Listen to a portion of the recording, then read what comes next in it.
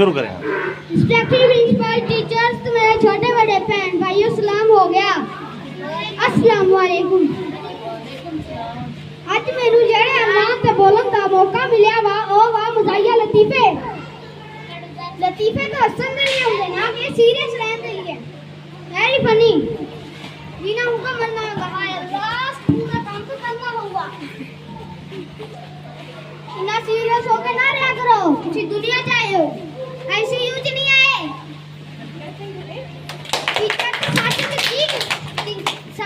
Teacher सच और वहम च की फर्क आ? के शरारती का करके टीचर तुसी सानू पढ़ाउंदे हो, ए ताड़ा वहम आ, ए सच आ और ਅਸੀਂ पढ़ते पे आ, ए ताड़ा वहम आ। ये तो खा के रात की बारिश बरसती रही। जो सुबह स्कूल का टाइम होया तो बारिश खत्म हो गई। अजकल तो 9 साल के बच्चे कोल आईफोन आ। साडे दौर च एक गुलाबी कलर का फोन हुंदा सी जेदे च आई बाजदा रहंदा सी हर वेले, धूम मचा ले, धूम मचा ले।